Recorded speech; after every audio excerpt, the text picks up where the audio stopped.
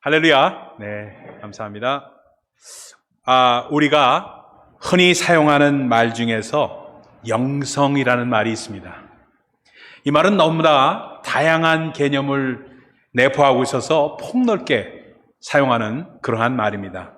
흔히 영성이 성경을 많이 알고 있거나 교회의 각종 활동에 아주 적극적으로 참여하는 것을 그렇게 영성이라고 생각을 합니다. 혹은 지식적으로 교리를 잘 알고 있거나 기도를 또 유창하게 하는 사람을 좋은 영성을 가진 사람이라고 생각하기도 쉽습니다. 그런데 그런 것들은 영성의 겉모양일 뿐 본질을 말하고 있는 것은 아닙니다.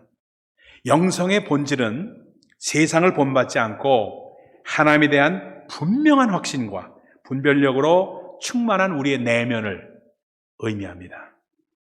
영성은 그 사람이 어떤 생각을 가지고 살아가는가와 밀접한 관계가 있습니다. 오늘부터 시작하는 야고보서 강해는 적극적인 영성, positive spirituality라고 표현할 수가 있죠. 그 적극적 영성을 우리에게 가르치고 있는 책입니다. 성숙으로 나아가는 길에 우리가 반드시 알고 행해야 할 것들을 가르쳐주고 있습니다. 어찌 보면은 너무나도 당연한 기초적이고 아주 초보적인 수준이라고 할 수 있는 사항들을 여러분 들으실 겁니다. 그럼에도 불구하고 꼭 짚고 넘어가야 할 신약의 율법이라고 말하는 야고보서는 그것을 다루고 있습니다. 왜냐하면은 여러분 꼭 기억하십시오. 우리의 신앙은 높은 데서 떨어지는 게 아니라 가장 기초에서 흔들리기 때문입니다. 어느 사형수가요, 죽기 전에 어머니를 꼭 한번 면회하게 해달라고 간청을 해서 간수들이 면회를 시켜줬습니다. 그래서 이제 면회실에서 창살 안에서 어머니를 가까이 오라고 하더니 갑자기 어머니의 코를 꽉 물어뜯었습니다. 그러니까 그 자리에 있던 사람들이 깜짝 놀라가지고 아니 이 사람이 왜 그런가 하면서 그분의 행동을 제지했습니다. 그리고 왜 그러냐고 물었습니다. 그러자 사형수가 어머니에게 소리를 지릅니다. 왜 내가 어려서 남의 것을 훔쳐오고 나쁜 짓을 할 때 못하게 말리지 않았어? 왜 그때 말리지 않아서 오늘 내가 큰 죄를 범하고 사형을 당하게 이렇게 만들었어? 하고서 소리소리 지르더라는 이야기입니다. 아이가 잘못 나갈 때는 부모가 매를 들어서 가르쳐야 합니다.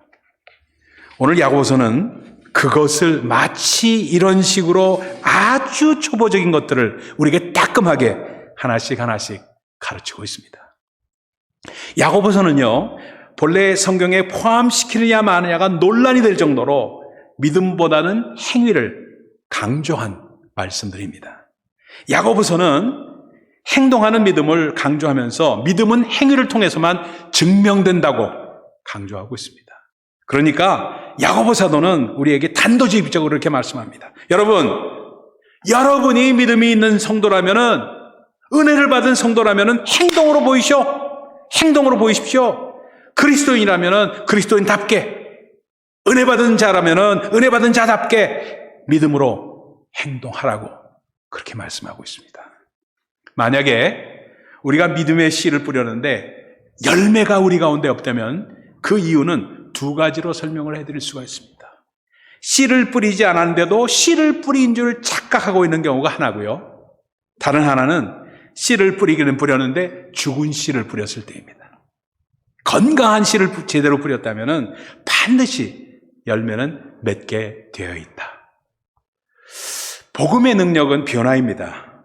믿음을 가지고도 복음을 하고도 변화된 삶을 살지 못한다면 복음을 제대로 체험했다고 할 수도 없고 믿음을 가졌다고도 할 수 없다는 것, 그것이 바로 야고보서의 핵심입니다.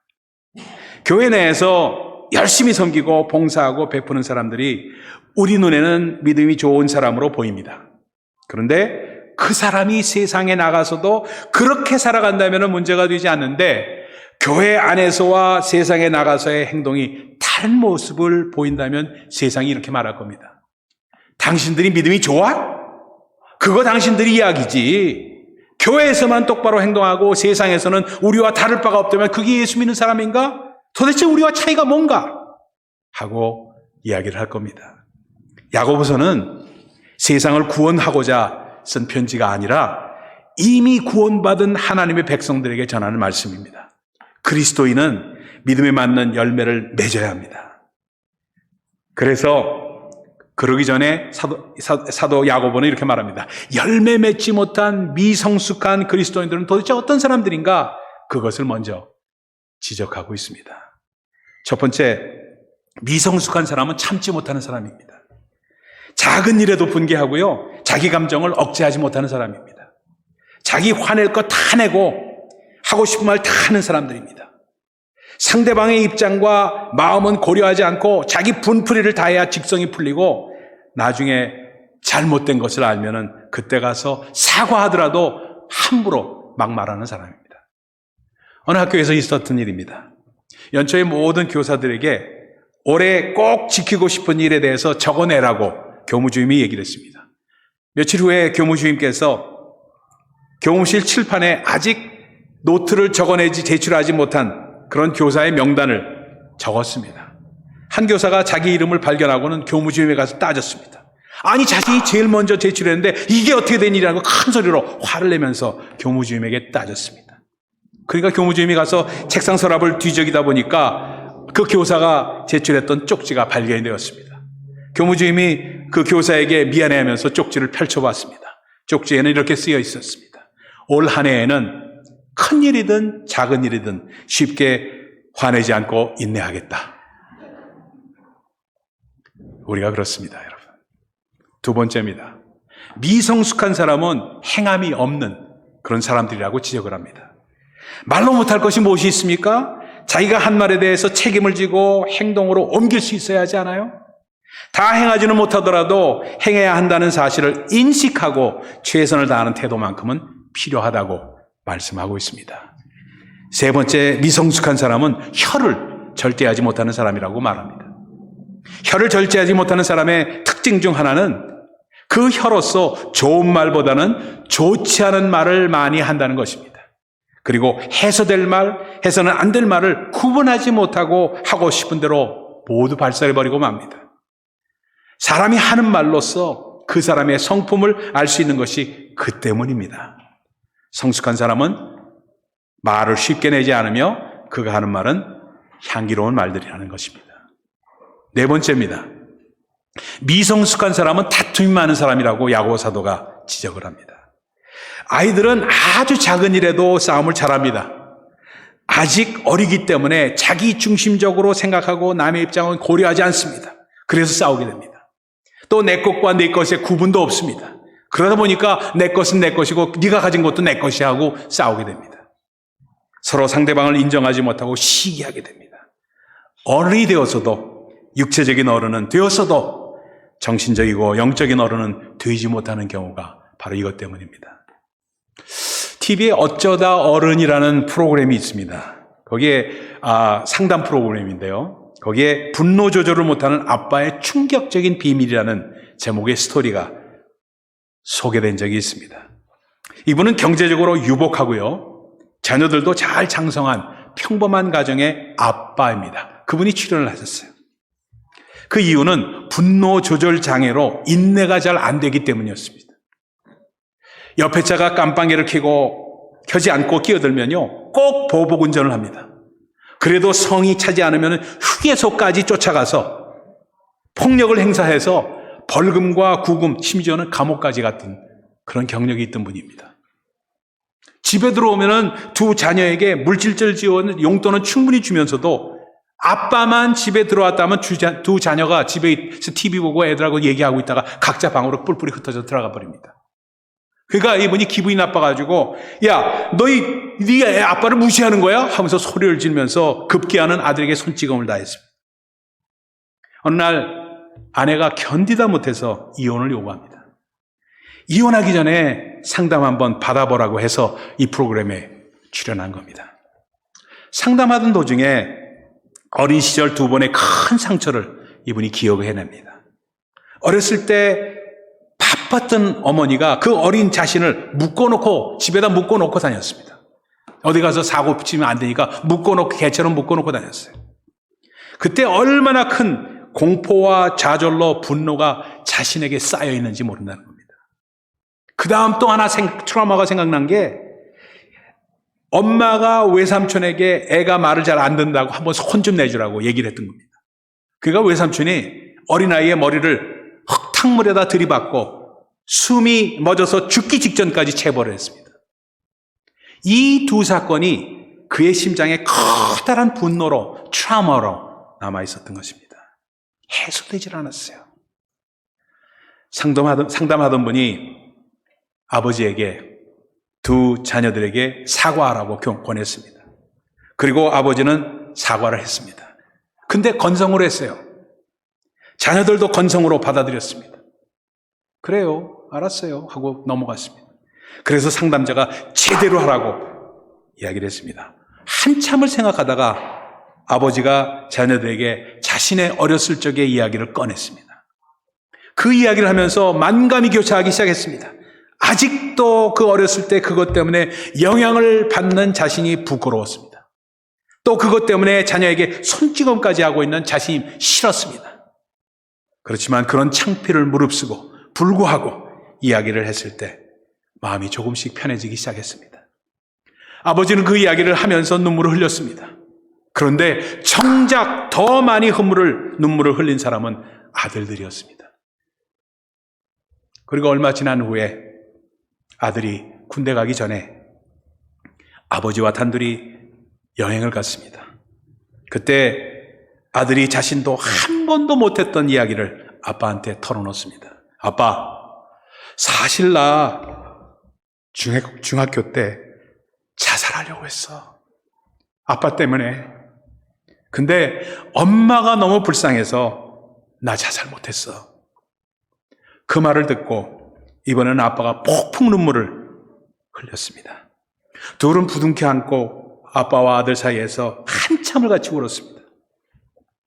여러분 꼭 기억하실 것이 있습니다. 나의 상처를 타인에게 털어놓으면은 이제는 나는 그 상처의 주체가 아니라 제3자가 된다는 사실 여러분 꼭 기억하셔야 됩니다.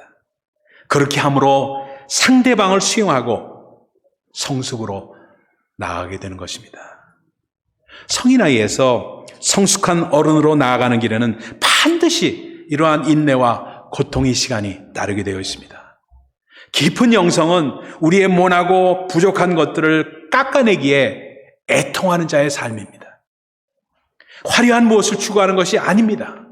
자기를 부인하는 것을 도와주는 것이 영성입니다.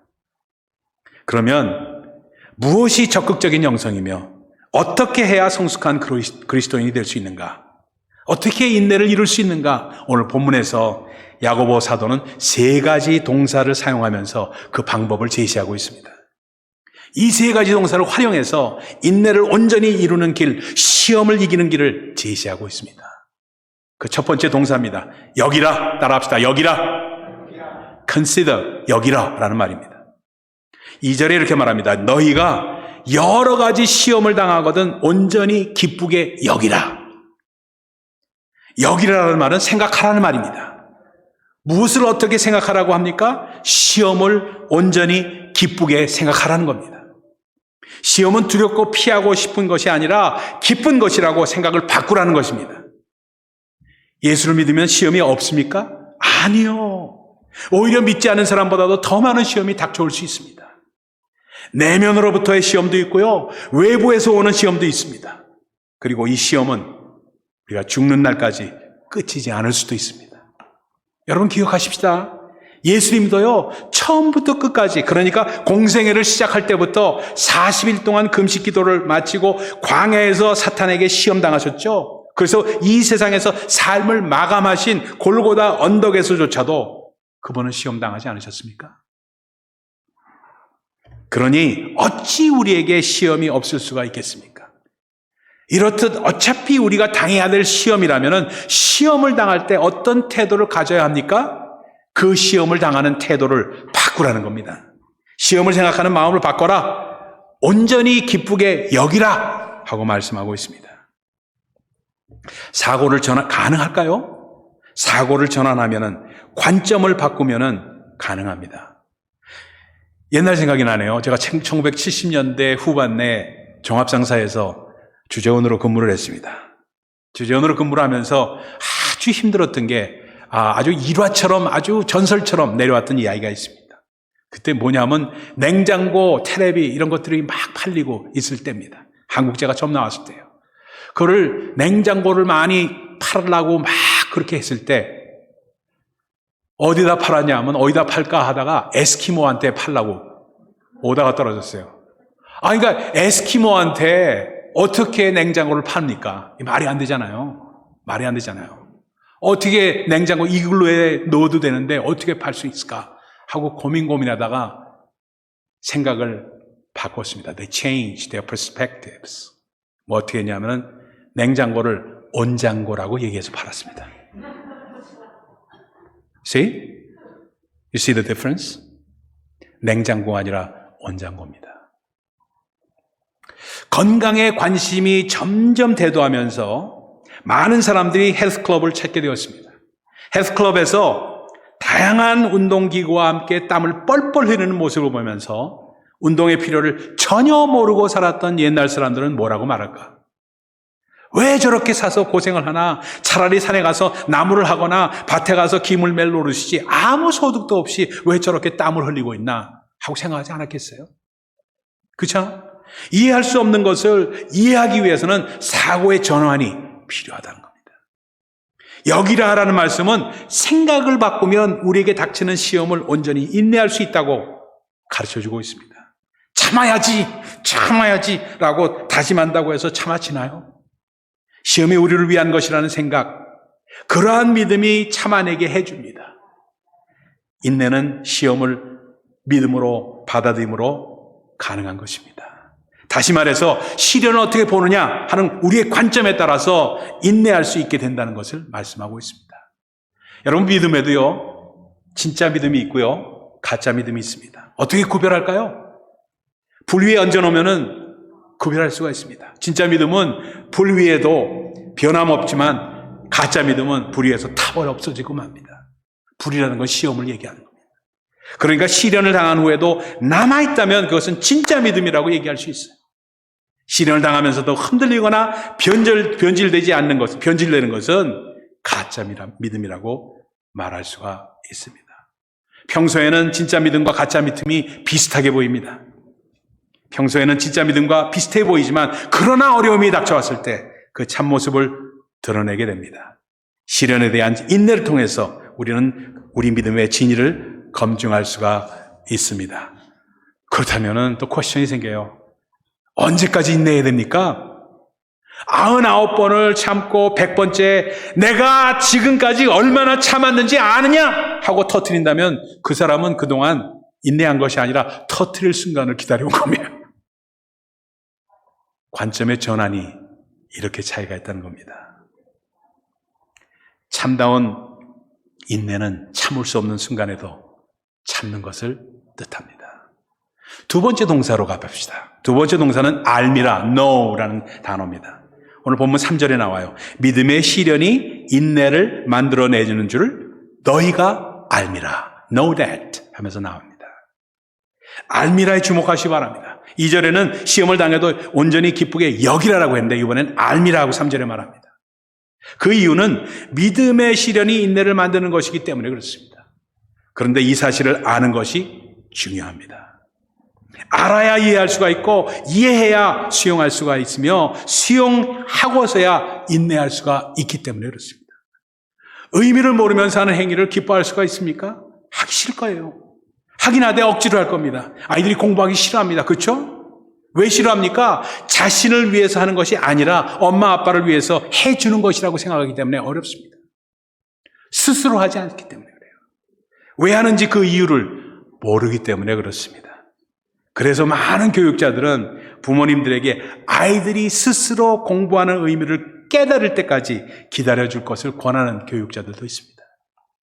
의미를 알게 되면 하고 싶은 마음이 저절로 생긴다는 겁니다. 하기 싫더라도 해야 할 이유를 가지고 하는 것과 이유를 갖지 않고 하는 것은 다르다는 거예요. 알아야 합니다. 자신이 하는 행위의 의미를 정확히 알아야 합니다. 그래야 진정한 인내가 이루어질 수가 있습니다. 어느 젊은 연인이 연애 끝에 결혼을 했습니다. 신랑감은 35평짜리 아파트를 사두었습니다. 신부는 그 집에 알맞는 살림살이를 장만하기로 서로 이렇게 의논을 하고 그렇게 결혼했습니다. 근데 결혼 준비를 시작하려 할 때 신부 아버지의 사업이 부도가 났어요. 신부는 살림살이를 변변히 준비할 수가 없게 됐습니다. 상황이 그렇게 되자 신랑이 털어놓습니다. 사실은 자신도 35평짜리 아파트를 사두지 못했노라고 했고 둘은 서로 부담 없이 결혼해서 잘 살게 되었습니다. 그러던 어느 날이었어요. 아내는 갑자기 생각하게 됐습니다. 아니, 나야 아버지가 부도나고 어쩔 수 없었지만 그 사람은 나를 속인 거 아닌가? 은근히 화가 나기 시작했습니다. 화가 난 아내는 친정어머니를 찾아가서 지나간 이야기를 들춰내면서 불평스럽게 말을 하기 시작합니다. 딸의 불평을 다 듣고 난 어머니는 말합니다. 아, 너는 모르고 있었구나. 그때 아버지 빚을 해결하느라고 내 남편이 아파트를 팔아서 전세로 옮긴 건데.